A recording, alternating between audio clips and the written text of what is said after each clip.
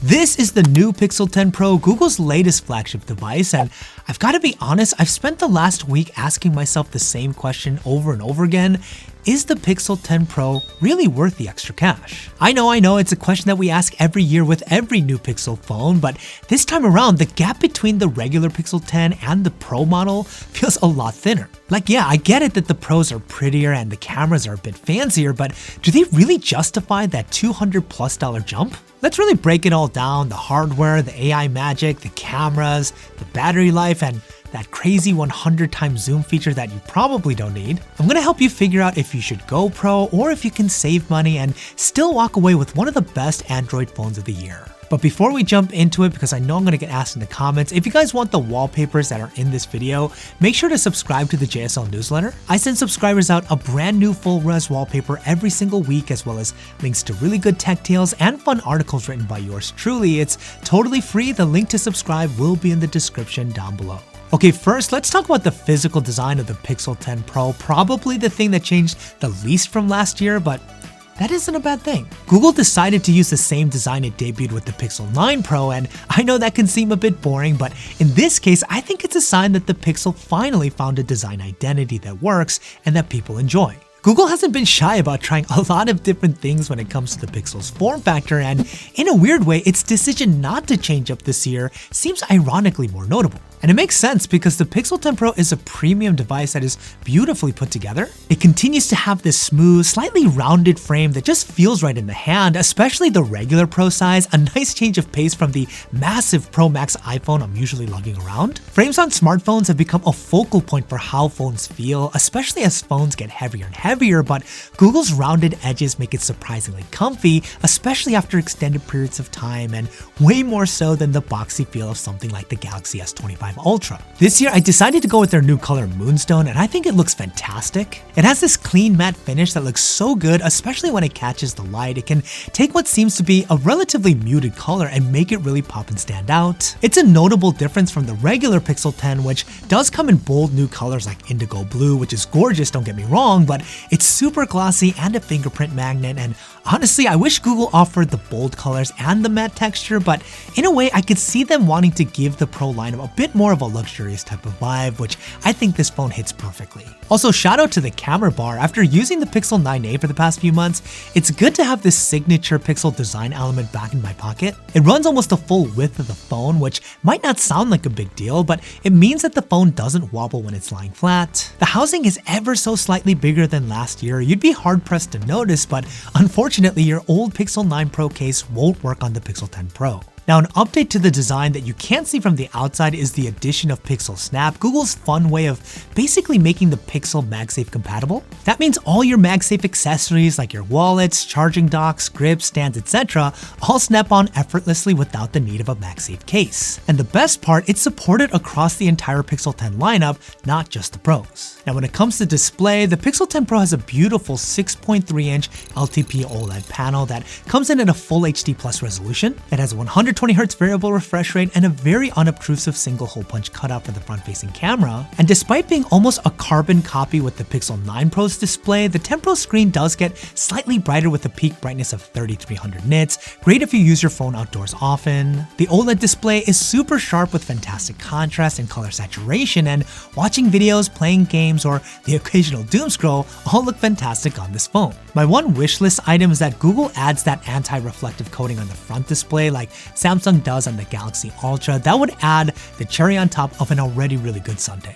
But let's get into what's underneath the hood of the Pixel 10 Pro. It's running Google's new Tensor G5 chip. A notable update this year, as this is the first time the homegrown processor is being made by TSMC and not by Samsung Fabrication, and because it's on a 3nm node, Google promises much faster performance, particularly around AI processing speeds. When it comes to normal day-to-day use, you're not going to really notice any major differences, mainly because the Tensor has been able to handle your normal social media consumption and most mobile gaming without without really breaking a sweat. And despite its questionable mainstream use, most of the AI features do process pretty quickly. So basic things like circle to search and the new photo editing AI features are fast and not a drag to use. The more advanced features like using Gemini to edit photos, which works really good by the way, do take a little bit more time, but it's not something I'd classify as egregious, especially with the solid results. Plus, there's some really cool new AI features like the live translation on calls that is really impressive, and the new Magic Queue. And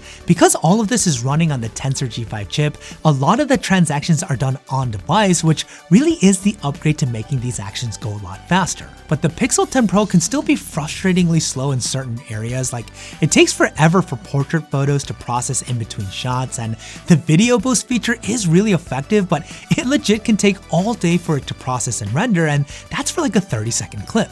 Again, Google is pretty open at this point about designing their mobile processors to excel in certain areas and just be okay in others, and so far the G5 is a solid good for the here and now. Now, one more thing about performance, the Pixel 10 Pro does have a slightly larger battery this year, and it does support Qi 2 wireless charging, which is great, and the performance so far has been okay. I've been able to make it through a full day of moderate use when I start the day on a full charge, but it doesn't inspire the same amount of confidence as my iPhone 16 Pro or the S25. I'm hoping that this is just an early optimization issue that will get resolved with software updates, as battery life on my Pixel 9 Pro was never a problem, so it's something I'm going to closely monitor as I get more and more time with the phone. But let's talk about one of the key areas of performance for any Pixel, and that of course is its camera quality. The Pixel 10 Pro is loaded with the 50 megapixel main sensor, a 48 megapixel ultra wide, and a 48 megapixel telephoto lens with a 5x optical zoom. Impressive, yes, but much like many of the other components, it's the exact same hardware as last year.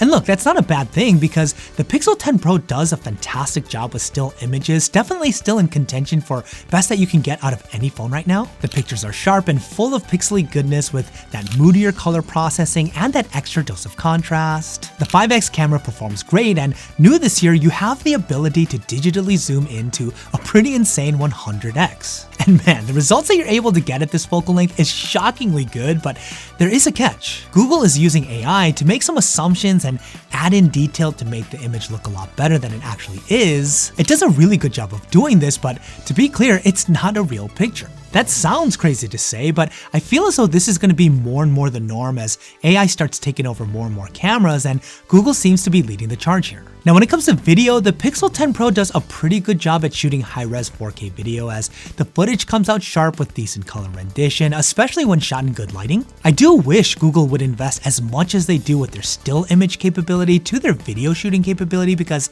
there's a lot of potential here that would make the Pixel a serious force to be reckoned with. Now, I'd be remiss if I didn't at least mention some of the new camera AI features like the Camera Coach, which basically gives you instructions on how to take a better shot. Kind of a gimmick if you ask me, but it could be helpful if you're taking mobile photography seriously. There's also some new editing features to enhance your photos to make them look a lot better, and the results are pretty good. Again, kind of teetering towards them not being real, but it's not as egregious as some of the other AI features. All to say, the cameras on this phone follow the same pattern almost all of the Pixels of the past have followed, which is solid still image quality, pretty mediocre video quality. So at the end of the day, would I say that the Pixel 10 Pro is worth it? Well, I think if you're a hardcore Pixel fan and you're on a phone older than the Pixel 8, now might be the time to upgrade, because the Pixel 10 Pro is a solidly put together phone. It's well built, it's loaded with features, it has solid cameras, and is a lot of fun to use, especially if you're a phone enthusiast. But I gotta be honest, to me,